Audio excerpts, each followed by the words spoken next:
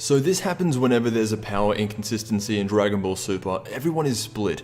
Even if it was a good episode, one small thing can really ruin it for a lot of people. But it happens so much at this point that the only thing you can do now is to not worry about it. Power scaling will be relevant when it matters to the story, and I'm starting to think this more now with every new episode, but episode 100 of Dragon Ball Super was a good episode that I did not want to end. Kale walking through Goku's full power Kamehameha was a clear homage to the first Broly movie, and it was one of many. It would have made more sense if Goku was at a Super Saiyan 3 level, but it's not something that ruins the episode. I just think that right now, for me, Dragon Ball Super can do nothing wrong. At the end of the episode, there's a shot of Hit and Jiren staring each other down, and for a while, it's this really intense moment. These are 2 of 3 frontrunners to be the last man standing, and then out of nowhere, Goku comes out from behind a rock and interrupts these 2 really serious guys in Hit and Jiren. And I really think that this could be foreshadowing something. Not anything massive, it's just that Goku, Hit, and Jiren are the most powerful characters in this tournament, and after seeing this little 3-way between them, these could easily be the last 3 characters fighting. So other than that, a lot of things happened in this episode. Mainly the focus was on Goku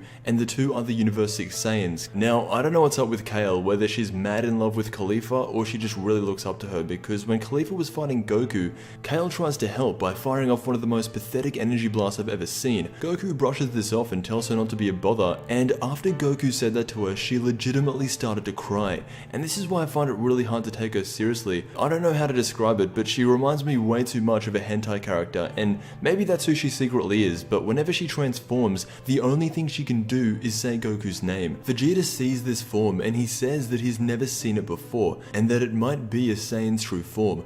What I think he meant by this is that we've seen guys get angry in Dragon Ball, but no one has ever gotten as angry as Kale did just then. She has just unlocked a whole new form along with Broly, and it's by getting angry at things you really shouldn't be getting angry about. Call it Legendary Super Saiyan, call it Super Saiyan Berserk, but this is what it is.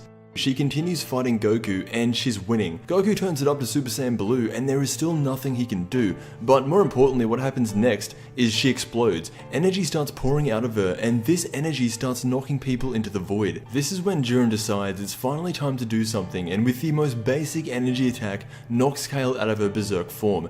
This attack by Jiren was not flashy or anything big, and it didn't even take anything out of him. He did what Goku couldn't, but honestly the only reason I think Goku wasn't allowed to do anything was because they wanted to make it look as close to the Broly movie as they possibly could, and it worked. They made Goku look really weak at the end of this episode, but in the next episode he'll be going up against the Pride Troopers, who, if it weren't for Jiren, would not be cool at all. Anyway, that's what I thought of episode 100 of Dragon Ball Super. Like I said at the start, I didn't want it to end. Super's turning into a great series that I can't wait to watch back in English when it's done. Let me know what you think. I want to thank you so much for watching, and I will see you in the next Dragon Ball video.